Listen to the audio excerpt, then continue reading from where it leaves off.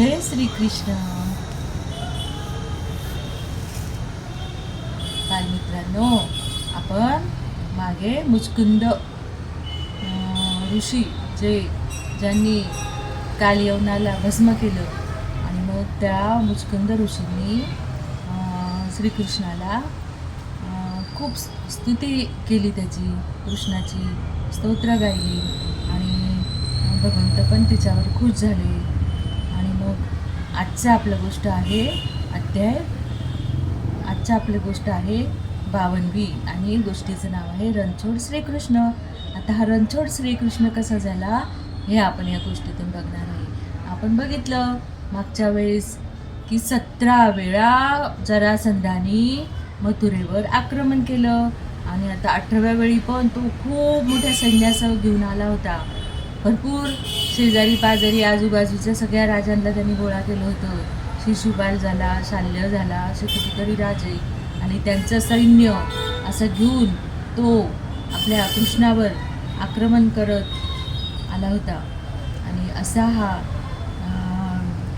श्रीकृष्ण यांना असं वाटलं आता मथुरावासी आधीच त्रस्त झालेली आहेत आणि त्यांचं जीवन विस्कळीत झालेलं आहे आणि अशा जीवनामध्ये आपण परत इथे थांबलो तर जरासंध आपण आहो म्हणून हा आपल्यावरच आक्रमण करतो आहे.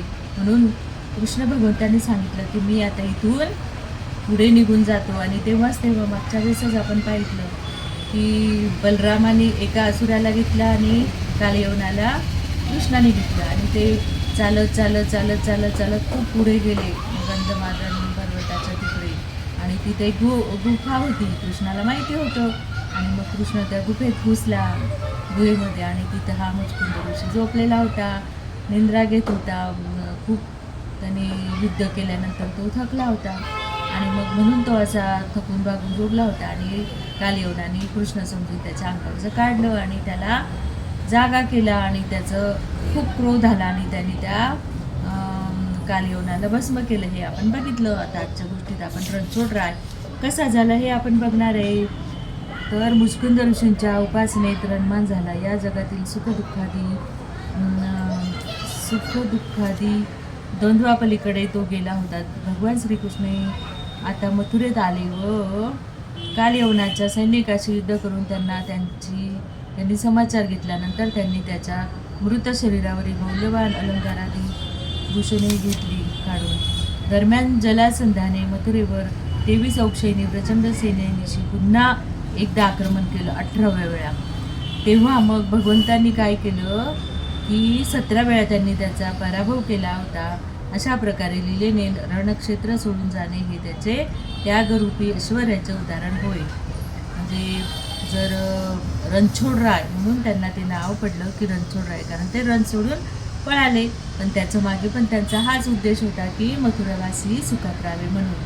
आणि मग सतत पाऊस पडत असल्याने त्या पर्वताला प्रवर्षण असे नाव होते. इंद्राने पाठविलेल्या सहज मेघाने पर्वताचे शिखर नेहमी आच्छादित असे. आपल्याला घाबरून श्रीकृष्ण बलराम हे पर्वत शिखरावर चढले. म्हणून जरासंधाने काय केलं की तो पर्वतच जाळून टाकला.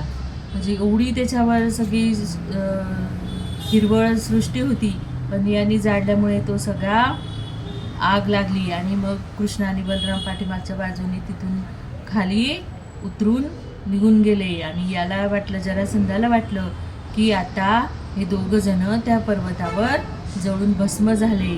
आणि म्हणून मग तो 88 मैल खाली भूमीवर उडी घेतली आणि शिखर जळत असताना ते जरासंधाच्या दृष्टीला न पडताच निसटले. आता दोघे जळून भस्म झाले असल्याचे युद्ध करण्याची आवश्यकता राहिली नाही असा विचार करून विजयानंदाने मथुरा सोडली व आपल्या राजधानीला निघून गेला. हळूहळू श्रीकृष्ण व बलराम समुद्र वलयांकित आपल्या द्वारकापुरीला पोहोचले.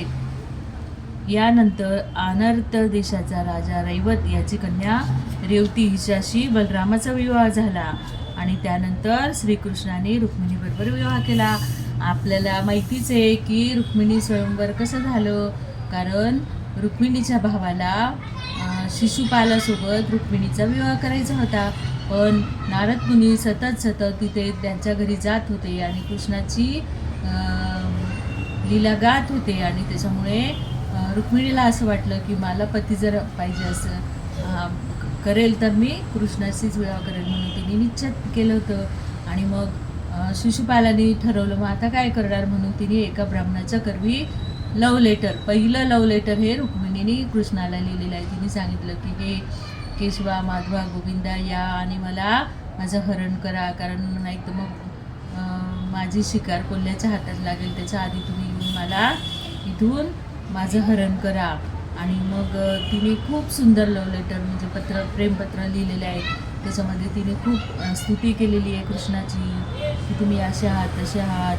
आणि मग कृष्णाला हेच पाहिजे होतं. आणि कृष्णाने मग बलराम सैन्य घेऊन आला. कृष्ण आले आणि त्यांनी तिथे सगळे होते त्यांच्यामध्ये त्यांनी राहुटीमध्ये थांबले. आणि जेव्हा रुक्मिणी